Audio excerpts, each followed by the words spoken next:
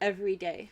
Beautiful message. Hi, everybody, and welcome to this reading for new romance in your life.